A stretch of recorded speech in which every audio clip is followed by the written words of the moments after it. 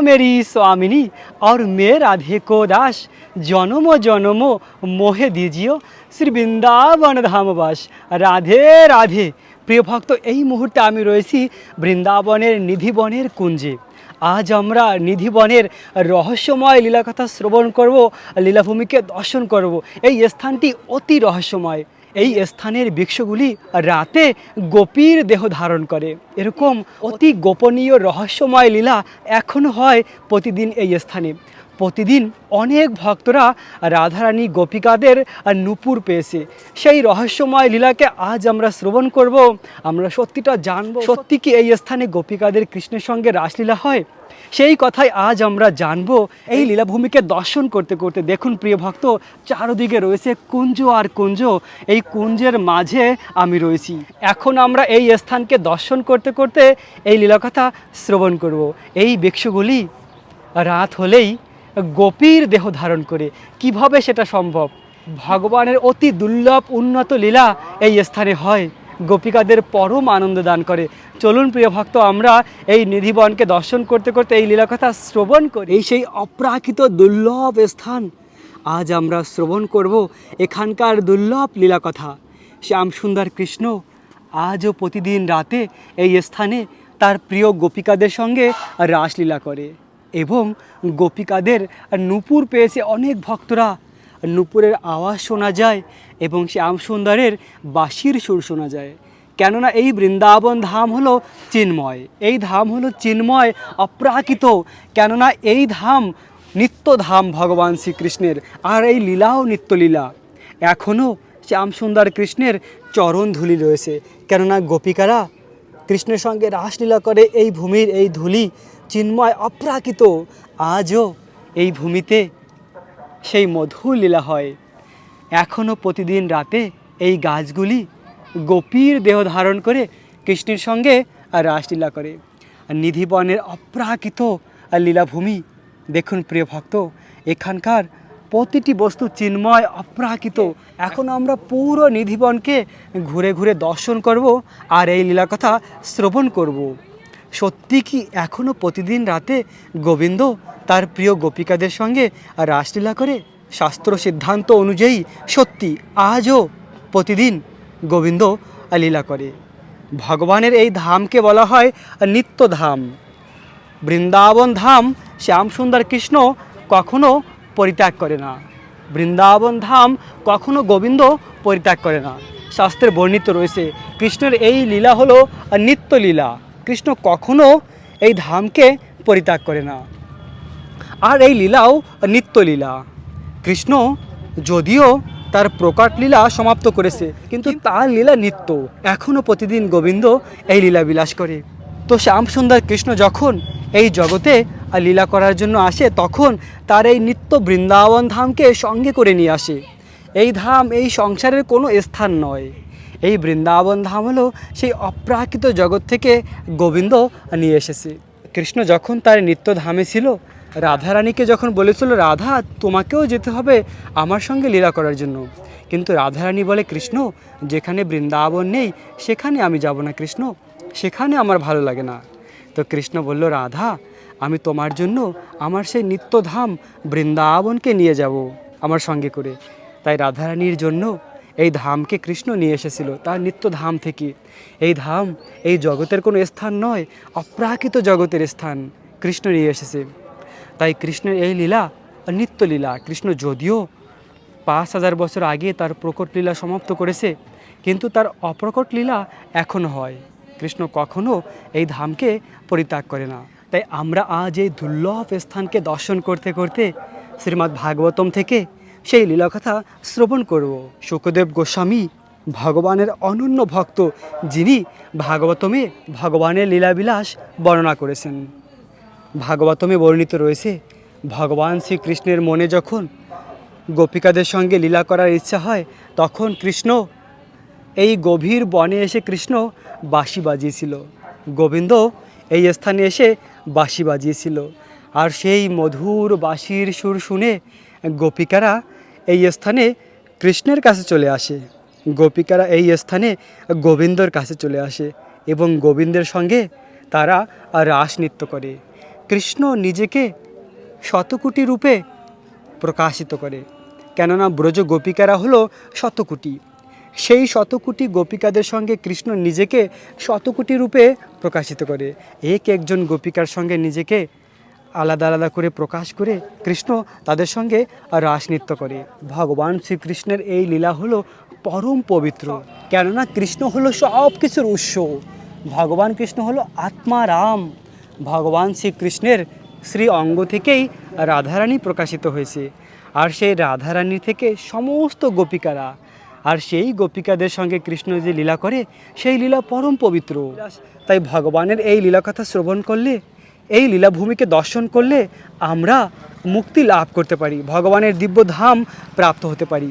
দেখুন প্রিয় ভক্ত, একটি এই বৃক্ষ তরুলতা সব কিছু চিন্ময়। এই প্রতিটি বৃক্ষকে প্রণাম করা উচিত, কেননা এই বৃক্ষরাও ধন্য, কেউ সাধারণ নয় বৃন্দাবন ধামের। তো এভাবে গোপিকারা গোবিন্দের কাছে সেই গভীর রাতে চলে এসেছিল সব কিছু পরিত্যাগ করে, কেননা গোপিকাদের প্রেম হলো সব থেকে উন্নত। গোপিকারা কৃষ্ণকে যে ভালোবেসেছে সেই ভালোবাসা সর্বশ্রেষ্ঠ। কেন না, গোপিকারা সব কিছু পরিত্যাগ করেছে কৃষ্ণের জন্য। তারা নিজেদের সুখের কথা কখনো চিন্তা করে না, তারা চিন্তা করে কি করে কৃষ্ণকে আনন্দ দেব, কি করে কৃষ্ণকে আরও বেশি করে সেবা করব, কৃষ্ণকে কি করে আরও বেশি আনন্দ প্রদান করব, সেই কথাই চিন্তা করে ব্রজ গোপিকারা। তাই তো জগতের সর্বশ্রেষ্ঠ ভক্ত হয়েছে গোপিকারা। তো এভাবে গোবিন্দের সঙ্গে গোপিকারা নৃত্য করেছিল এই অরণ্যে, আর সেই লীলা আজও হয়। তার প্রমাণ, অনেক প্রমাণ রয়েছে। ভগবানের অনন্য ভক্ত শ্যামানন্দ প্রভু, শ্যামানন্দ প্রভু একবার সেবাকুঞ্জে রাধারানীর নূপুর পেয়েছিল, রাধারানীর শ্রী চরণের নূপুর পেয়েছিল শ্যামানন্দ প্রভু। তো অনন্য ভক্তি সহকারে ভগবানকে ভালোবাসলে, ভগবানের লীলাভূমিকে ভালোবাসলে, তাহলে রাধারানীকেও দর্শন করা যায়। ভক্তির মাধ্যমে দেখতে পাই মহান বৈষ্ণবেরা যে ভজন করেছে বৃন্দাবন ধামে, তাদের সঙ্গে ভগবান কথা বলেছে, দর্শন দিয়েছে। শ্যামানন্দ প্রভুকে স্বয়ং রাধারানী তার চরণের নূপুর দিয়ে তিলক বানিয়ে দিয়েছিল কপালে, এবং রূপ গোস্বামীর জন্য স্বয়ং রাধারানী ক্ষীর প্রসাদ নিয়ে এসেছিল। আর রঘুনাথ দাস গোস্বামীকে স্বয়ং রাধারানী এসে তার আঁচল দিয়ে ছায়া প্রদান করেছিল। রঘুনাথ দাস গোস্বামী বৃন্দাবনের রাধাকুণ্ডের তটে তপস্যা করছিল, ভজন করছিল। সেই সময় প্রচণ্ড ধূপ ছিল, গরম, আর সেই গরম থেকে ছায়া প্রদান করার জন্য স্বয়ং রাধারানী এসেছিল। এরকম রাধারানী তার ভক্তকে ভালোবাসে। তো আজও বৃন্দাবনের প্রতিটি স্থানে রাধাকৃষ্ণ রয়েছে। রাধাকৃষ্ণ এমনটি নয় যে নেই এই স্থানে। এই বৃন্দাবন ধাম যেমন চিন্ময়, তাই তো বৃন্দাবন ধামকে বলা হয় রাধা আর কৃষ্ণ থেকে অভিন্ন। রাধা কৃষ্ণ থেকে অভিন্ন এই বৃন্দাবন ধাম। তাই তো বৃন্দাবন ধামের এই লীলাভূমি হলো চিন্ময়, অপ্রাকৃত। এই লীলা কখনো সমাপ্ত হয় না, নিত্য লীলা। সব সময় এই লীলা নিত্যকালের জন্য রয়েছে বৃন্দাবন ধামের লীলা। তাই ভক্ত তার অনন্য ভক্তির মাধ্যমে এই লীলাকে দর্শন করতে পারে, অনুভব করতে পারে। তাই তো ভগবানকে এই জীবনে প্রাপ্ত করার জন্য ভগবানের নাম জপ করা উচিত। এই লীলাভূমিকে আমরা দর্শন করতে পারি, গোলক বৃন্দাবন ধাম এই জীবনেই ফিরে যেতে পারি ভগবানকে ভালোবাসার মাধ্যমে। আর এই কলিযুগে ভগবানকে ভালোবাসার কি উপায় রয়েছে না, ভগবানের দিব্য নাম জপ করা। হরে কৃষ্ণ কৃষ্ণ কৃষ্ণ হরে হরে, হরে রাম রাম রাম হরে হরে। এই মহামন্ত্র জপ করলেই ভগবানকে লাভ করা যায় এই জীবনে। প্রিয় ভক্ত, এখন আমরা অতি রহস্যময় একটি লীলাকে শ্রবণ করব। সত্যি কি এই স্থানে রাধারানী প্রতিদিন আসে? আমরা তো অনেক লীলা শ্রবণ করেছি, কিন্তু কিছুদিন আগে যে লীলা হয়েছিল, কাশ্মীরের একটি মেয়ে যার নাম ছিল রাধা, ওই রাধা ছিল ভগবানের অনন্য ভক্ত। তো রাধা এসেছিল বৃন্দাবনে, বৃন্দাবনে এসে সকলের কাছে জিজ্ঞাসা করছিল কৃষ্ণ কোথায় রয়েছে, আর রাধা কৃষ্ণকে কোথায় গেলে দর্শন করা যাবে। তো কিছু ব্রজবাসীরা বলেছিল কৃষ্ণ তো নিধিবনে রয়েছে, আর নিধিবনে গেলে তুমি কৃষ্ণকে দর্শন করতে পারবে। তখন ওই রাধা নামের মেয়েটি বৃন্দাবনের নিধিবনে প্রবেশ করেছিল, রাতে প্রবেশ করেছিল। আর রাতে লুকিয়েছিল। ওই রাধা রাতে লুকিয়েছিল। মাঝ রাতে এক জ্যোতির্ময় কিছু দেখতে পেয়েছিল, আর তখন অজ্ঞান হয়ে পড়ে গিয়েছিল। চেতন হারিয়েছিল ওই রাধা নামের মেয়েটি। জ্যোতির্ময় কিছু দেখেছিল। তার এই জড়ো চোখে সেই জ্যোতিকে সম্পূর্ণ দেখতে পায়নি। অজ্ঞান হয়ে যখন পড়েছে, কিছুক্ষণ পরে ভগবান কৃপা করেছে। আর ভগবানের কৃপার মাধ্যমে যখন উঠেছে, উঠে দাঁড়িয়ে দেখে সেই গোবিন্দকে, শ্যাম সুন্দর কৃষ্ণকে দর্শন করেছিল। কেননা ভগবান তাকে দর্শন করার যে শক্তি, সেই শক্তি প্রদান করেছিল রাধারামের মেয়েটিকে। তো রাধা তার চেতন ফিরে পেয়ে দেখেছিল কৃষ্ণকে, কৃষ্ণকে দর্শন করেছিল। এভাবে গোবিন্দকে দর্শন করেছিল ওই রাধারামের মেয়েটি। গোবিন্দকে দর্শন করার পরে তার প্রেম হয়েছিল ভগবানের প্রতি। ভগবানকে একবার দর্শন করলে সেই দর্শন কখনো বিফলে যায় না, সে প্রেম পেয়ে যায়, প্রেম লাভ করে। তেমনি এই কাশ্মীরের রাধা নামের মেয়েটি ভগবানের প্রেম ভক্তি লাভ করেছিল। কিভাবে? না, ভগবানকে দর্শন করার মাধ্যমে। আর রাধা নামের মেয়েটির অনন্য প্রেমের মাধ্যমে ভগবান প্রসন্ন হয়েছিল। ভগবান প্রসন্ন হয়েছিল, তাই ভগবান তাকে দর্শন দিয়েছিল। তারপরে তিনি এই সংসারের সব কিছুর প্রতি আসক্তি চলে গিয়েছিল।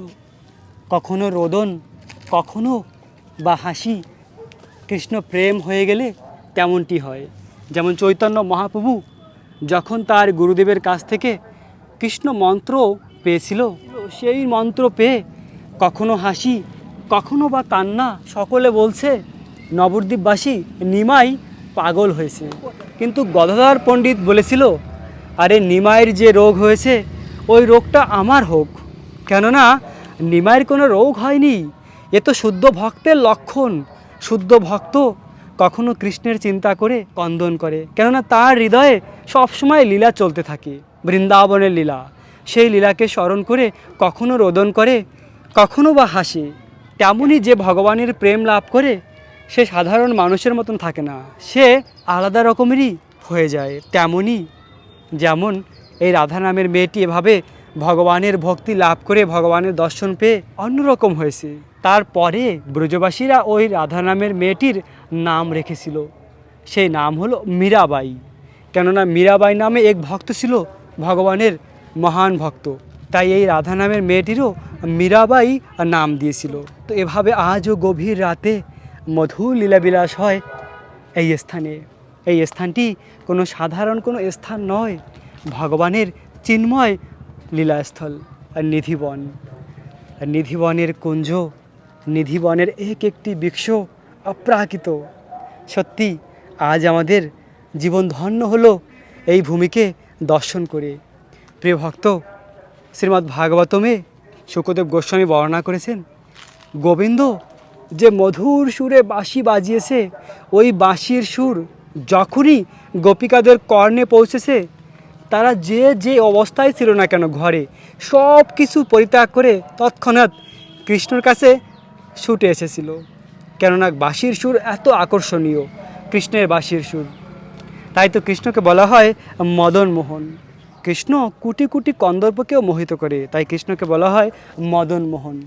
আর এই মদন মোহন কৃষ্ণকে ভালোবাসলেই জীবন সার্থক হয়। ভগবানের সেই মধুর বাঁশির সুরে গোপিকারা এই স্থানে চলে আসছিল, আর গোপিকারা তখন কৃষ্ণের সঙ্গে নৃত্য করেছিল। আর কৃষ্ণ গোপিকাদের ভালোবাসার প্রতিদান দিয়ে থাকে।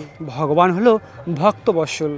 ভগবানকে যে ভক্ত ভালোবাসে, সেই ভালোবাসার প্রতিদান ভগবান দিয়ে থাকে। তাই গোপিকাদের অনন্ত আনন্দ প্রদান করেছিল। কৃষ্ণ যত বেশি আনন্দ পেয়েছে গোপিকাদের ভালোবেসে, তাদের সেবা গ্রহণ করে, তার থেকে বেশি আনন্দ পেয়েছে গোপিকারা। ভক্ত আরও বেশি আনন্দ পায় ভগবানের সেবা করে। ভগবান হয়েও যে আনন্দ না পাওয়া যায়, ভক্ত হয়ে তার থেকে বেশি আনন্দ পাওয়া যায়। তাই তো ভগবানের মনে লোভ হলো লোভ। কারো মনে প্রশ্ন হতে পারে, ভগবান তো আত্মারাম, তার মনে কি করে লোভ হতে পারে? ভগবানের লোভ অপ্রাকৃত লোভ। না কি লোভ? না আমিও ভক্ত হয়ে ভগবানকে ভালোবাসবো, আর এই গোপিকাদের প্রেমের মহিমা প্রচার করব। তাই তো ভগবান এই গৌরলীলায় সেই ব্রজেন্দ্রনন্দন কৃষ্ণ ভক্তরূপে এসেছে, চৈতন্য মহাপ্রভু রূপে। আর ভক্ত হয়ে আস্বাদন করেছে যে ভক্ত হলে কি আনন্দ পাওয়া যায়, ভক্ত ভগবানকে ভালোবেসে কীরকম প্রেম লাভ করে। আমি ভগবান হয়ে তো সেটা কখনো বুঝতে পারি না, শুধু সেবা গ্রহণ করি, কিন্তু আমিও ভক্ত হয়ে সেবা করে দেখব। তাই ভগবান আবার ভক্তরূপে এসে সেই প্রেমরস আস্বাদন করেছে আর সকলকে প্রেম দান করেছে, গোলক বৃন্দাবনের প্রেম দান করেছে। গোলক বৃন্দাবনের প্রেম হলো কৃষ্ণ নাম, সেই কৃষ্ণ নাম সকলকে দান করেছে চৈতন্য মহাপ্রভু। এই কলিযুগ ধন্য কলি, প্রতিটি শাস্ত্রে বর্ণিত রয়েছে যে কলিযুগের বিশেষ গুণ হলো কলিযুগে অল্প সময়ে কৃষ্ণ নাম জপ করে ভগবানকে লাভ করা যায়। অন্য অন্য যুগে হাজার হাজার বছর তপস্যা করেও ভগবানকে লাভ করা খুব কঠিন ছিল, কিন্তু কলিযুগে যদিও সব কিছু দোষে ভরা, কোনো একটি বস্তুও সঠিক নেই, সব কিছু দোষে পূর্ণ, কিন্তু সেই দোষের স্থানে একটি ভালো গুণ রয়েছে, একটি দুর্লভ বস্তু রয়েছে, আর সেই বস্তু হলো কৃষ্ণ নাম। হরে কৃষ্ণ কৃষ্ণ কৃষ্ণ হরে হরে, হরে রাম রাম রাম হরে হরে। এই মহামন্ত্র জপ করলেই এই অল্প সময়ে কৃষ্ণকে লাভ করা যায় এবং কৃষ্ণের কাছে ফিরে যাওয়া যায় গোলক বৃন্দাবন, সেখানে গিয়ে নিত্য সেবায় যুক্ত হওয়া যায়। প্রিয় ভক্ত, এই জগৎ অনেক দুঃখের কষ্টের, এখানে কখনো আমরা সুখ পেতে পারি না। আর আমাদের এই শরীরটি হলো অনিত্য শরীর, এখানে এই শরীরে কোনো সুখ নেই, এই শরীরের মাধ্যমে কখনো সুখ প্রাপ্ত হওয়া যায় না, কেননা দুঃখ দোষানল আর জন্ম মৃত্যু জরা ব্যাধি রয়েছে। এইসব কষ্ট দুঃখ থেকে মুক্তি পাওয়ার একমাত্র উপায় কৃষ্ণ নাম জপ করা, কৃষ্ণকে ভালোবাসা। কৃষ্ণকে ভালোবাসুন আর এই জীবনে কৃষ্ণের কাছে ফিরে যান। আজ আমরা নিধিবানকে দর্শন করলাম, ভগবানের মধুর লীলাভূমি। প্রিয় ভক্ত, আপনারা সকলে এই ভিডিওকে শেয়ার করুন, বেশি বেশি করে এই ভিডিওকে শেয়ার করুন। এই ভিডিওকে কমসে কম 10 মিলিয়ন ভিউজ বানিয়ে দেন আপনারা সকলে, কেননা আমার ইচ্ছা রয়েছে বৃন্দাবন ধামে একটি মন্দির বানাবো, আর সেই মন্দির বানানোর পরে সেই মন্দিরে সকল ভক্তদের সেবা করব। আপনারা যারা আমার ভিডিও দেখেন বৃন্দাবন ধামের আসার কথা ভাবছেন, আপনাদের সকলকে বৃন্দাবন ধামে সেবা করব। যদি এই ভিডিওটি 10 মিলিয়ন ভিউজ হয়ে যায়, এরকম কয়েকটা ভিডিও যদি এরকম হয় 10 মিলিয়ন করে, তাহলে খুব তাড়াতাড়ি আমার মন্দির তৈরি হয়ে যাবে আপনাদের জন্য। তাই আপনাদের সকলের কাছে অনুরোধ, বেশি বেশি করে আমার ভিডিওকে শেয়ার করুন, আর এর মাধ্যমে আপনাদের সেবা করার সুযোগ পাবো আমি। প্রিয় ভক্ত, আজকের ভিডিও এখানেই সমাপ্ত করব। রাখবেন নিজেদের অনেক অনেক যত্ন, থাকবেন কৃষ্ণ ভাবনাময়। রাধে রাধে।